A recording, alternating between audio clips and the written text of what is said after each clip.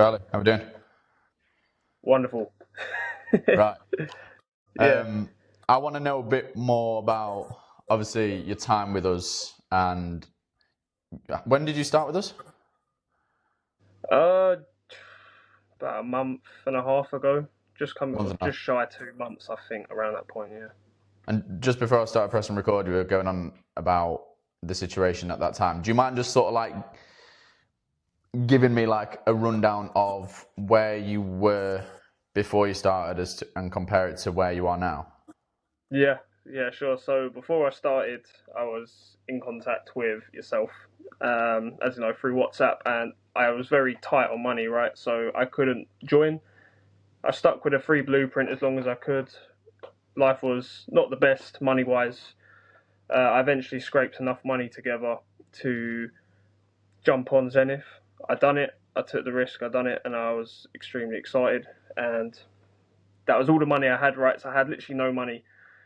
I lost that job, then found another job. This is all in the process of getting stuck in and learning. I've When then did you found. when did you lose the job? I lost the job probably 2 weeks. 2 weeks after,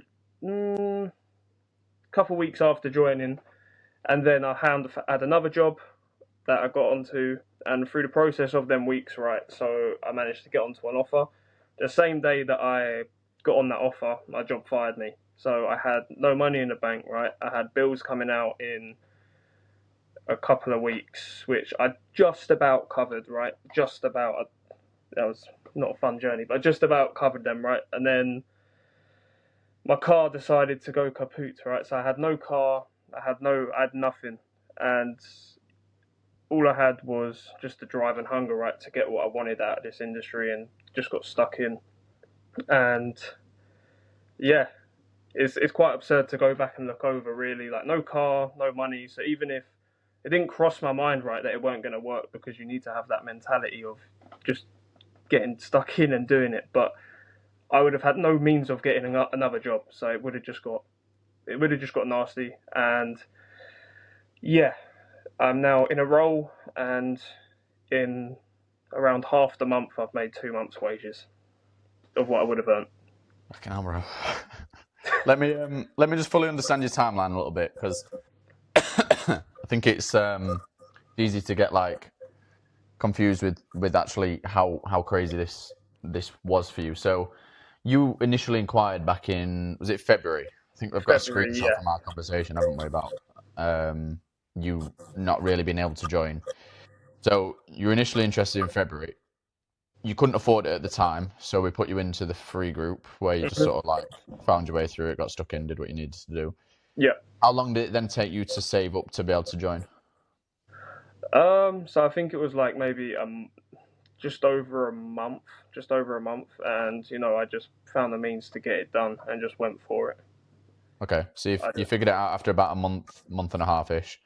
Yeah. And then from there, when you joined us, did you have a job?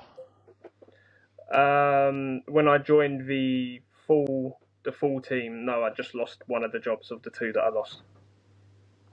So you were jobless, completely jobless, started properly. Yeah, I was completely jobless. Found a job just before landing my first role, and then the day I landed my role, I got fired. I got fired the next day. Sorry, yeah. So I got the role, started my offer, and then went into work next day, and they literally handed me some cash and went, "Yeah, we don't need you no more," and just fired me. Yeah. And that wasn't like a planned thing. It wasn't like, No. oh, now you've got a job with us. You can No, they leave the didn't. job with us. They didn't even know that I was doing what I was doing. It was just. So what was your plan at that time? Was it to work that job and sort of transition into this slowly? Like at that time? At that time, yeah. Like, I guess if I was being realistic speaking, that small safety net, right? And then that safety net went back against the wall, and with the way the industry is, right, and the companies and teams and offers, if you get stuck in and you have that mindset, you can't go wrong. You literally can't. So from joining, how long did it take you to land a role with us? I think I got placed through looking roles. I think it was like 3 weeks. 3 weeks. Yeah. So 3 weeks, And did you have any like sales experience before? No. So nothing at all. 3 weeks later, you had a job in a sales, a sales job, working remotely. Yeah, and a lot of my family and friends as well, they've also noticed the massive change with me as a person, taking on the skills in sales. So like I've got more confidence. I'm talking to, you know, you're going out in public or like, I'm at the gym and you start talking to people, you know, like the confidence, and it's such a big part that I think a lot of people push to the side. Like, yes, the money's amazing, right? The opportunities are amazing, but so's the skill set that comes with it. Like, it's for a whole lifetime. Yeah, man.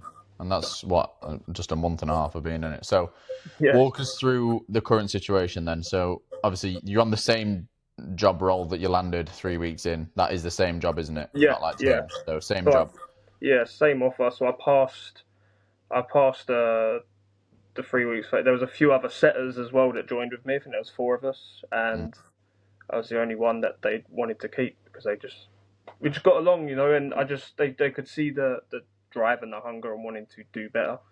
So I think that's so important as well, isn't it? Because like a lot of people coming into this think I need sales experience or I need some level of comprehension of sales beforehand. And obviously you had 3 weeks of training going into it. Like it wasn't like you were sort of fresh off the boat, no idea, but it was just 3 weeks, right? It was like a 3 weeks intense thing for you. And then coming into the job role, you were the one that they chose over the other candidates that joined at the same time. Yeah. Why do you think they chose you? I think just having that raw drive and hunger of wanting to do better, right? Like you've got to want to do something like this, right? If you sign up and you're hungry and you're driven, it will be picked up on in the industry because you can't fake hunger and you can't fake drive. So I think, and just getting stuck in with the team, you know, like talking to the team like you've known them for ages, and just getting to know everyone there. And you know, it is literally like a family. Like the team on it is like everyone is literally close. Everyone gets along really well. So, but yeah, that was a big like. It was quite a. I couldn't get my head around it at first. I mean, the team told me why, but I was like, "Oh, where's all the other setters that started?" I was like, "They're gone. You're the only one." And I was like, and most of them all had experience, and I was a bit like, "Oh, okay." Like they had experience. Some of them had years. And they chose you. So just, you know, I can't stress enough, like, trying to explain it. And even still, my friends and family, they're looking at me right now like, what the fuck is going on? Like, I'm that weirdo in the friend group. You know that quote, that saying that from the webinar, when I joined the very first webinar, like, you do become the weirdo in the friend group. But yeah, no, I still can't put it into words, really, how crazy it all is. So we're talking 5-6 weeks of being in this role. What are you earning? So it would have just come up to. No, it would have only just come up to a month. Just under 4 weeks. Oh, just under 4 weeks. Oh, right, okay. Just under 4 weeks, and last week, in a day through my appointment setting, I done pretty much nearly a month's wages in one day. And then today, just before this call, another deal of 14.8 closed as well. So that's like another 750 I've made today. So how much have you earned in the 4 weeks? Have you calculated it? It's definitely in the 2000s somewhere, but I don't. It's weird. It kind of just, because it comes in and it just makes you more hungry and driven to keep going and going and going. I do apologise for dogs barking as well, but. Oh. But yeah. Hey, there he is, the main man. Okay, so talk to me about this. So because we got a notification from you, didn't we, last week? You'd done $2,000 in one day. Yeah. And then you did 700 quid yesterday. You texted me 700 quid today. No, so it would have been. Oh, sorry. It would have been 700 today, and I've got another deal that's in the works today, which would have been going through yesterday, but. As you know, in the scene, like, things can always be changed and choppy. So, yeah. But it's crazy. It's crazy, man. You're absolutely flying, and it just shows, doesn't it? Like this is all down to you and you put the work into. Well, it's not even like everyone says do the work, hard work, whatever, but I think it comes down to attitude. Like and not you, the other Charlie, has said the same thing to me about you're so detached from the outcome, you're just so Yeah. attached to the process and becoming Mhm. better and improving. Yeah. And it shows there, like, the first thing you said wasn't how much you're earning, it's how you feel in the gym, how you feel Yeah. talking to people, your confidence levels, everything like that. I couldn't hold a conversation down with a person before sales. I was terrible. Like, not just the conversation side of things, but the urgency for things in life, the priorities in life. Like, none of it was there. And I think it was just for so long, I just didn't have an idea on what kind of skill set could really help with that. Because in nowadays, right, we've got everything. You've got all these things out there. You've got, again, I'm not against none of this either. Like, you've got medication, you've got counselling, you've got all this, but just learning how to talk and communicate just fixes so much. And it has for me anyway. For me, like, my social skills were awful. My anxiety was awful. My motivation for anything, discipline, it just wasn't existent. And since being in sales, it has honestly, it's changed so much. Like, because I remember talking to my sales manager. I sent him my loom, obviously structure loom, stuff like that, and I live by what I said to it. And we went over it the other day. Like, for me, it's not just about a cash grab; it's the skill set and the mindset that comes with it. But yeah, man, it's been life changing, and it's only been 3 weeks. So I do you get what I'm saying? Like, when some people have said to me, like, because before joining Zenith, I had family saying scam. I've had people saying, well, £1,900 and or X amount to, and it's like, what in today's world, Frank? Like, what has anyone got to lose? Like, with the way the world's going and the way the economy is, what have you got to lose? You might as well Like, take a risk on yourself. take the risk, and yeah, like I joined with nothing. I had nothing. So for people And that have how old are you, Charlie? 25, 25. And obviously, sound very similar to me before I started in sales as well. Quite like a introverted person that's nervous, anxious, whatever you want, however you want to define it. What would you say to the people that define sales as you have to be? Do you know the typical gift of the gab, extroverted, chest out, alpha bravo kind of attitude? it don't exist. Like, for people that think that's what it's about. And I'll even say this: if you enter a role with an ego, you're going to get kicked quicker than you could imagine. Like, it is just coachability, mindset. Do you want it? Like, I've had a few, like I said, some people have said to me before, right? They've said, your sales, like, you can't even hold a conversation down, and I'm just like, it's what you learn for. And then as I've learned as I've gained the experience, that, like I said, the gift of sales, it doesn't exist. It is literally just put the time in, put the work in, and just learn how to talk to people that need help. 100%, man. Are you happier? Oh man, there's been times I've wanted to cry. It sounds mad. Like, I'm not one to cry really a lot. Like, not saying men can't cry, but but saying to myself months ago, because in that voice note I said to you, I said, I'm gonna make sure I do this, and I'm gonna change my circumstances for the better, and actually sticking to it and doing it. It's crazy. Are you proud of yourself? Yeah, yeah. You should be. No, I can't even really put it into words, man. Like, the support I've had from your team, and the knowledge I've learned from yourself, Charlie, Ollie, Charlie Free as well, the whole team it's insane. It's not like, if I've needed to speak to someone, it's not, oh, we arrange a time. If I need to speak, I can speak to someone. If I'm struggling with something, there's someone there to help me. Like, I started getting stuck in Zenith with the role plays, like, second day in. Like, I think it was with Liam, when it Yeah. And I even reached out to Toby. You know Toby? Yeah. So he was one of the first guys that contacted me after the webinar. So he went through that whole process with me and all of that. And I said to him on the phone, I said, I'm gonna get it, man. And then he said, oh, when the time's right, you'll get there. And then a month or two later, I've messaged him in the Discord, and he's like, bro. Honestly, the like, you're at. I'll be honest with you. You're our top client. You've not been with us the longest. You've not earned the most money. You've not. But your attitude is like exactly why this business was created, because you are a very future successful person because of that mindset that you've got. Like, you have what I had when I started. You have what Charlie had when he started. You had what the other Charlie had when he started. You know, you've got that grit, and you were resourceful even without resources. You know, like even when you had nothing, your car went shit, you lost 2 jobs, you didn't have a pot to piss in.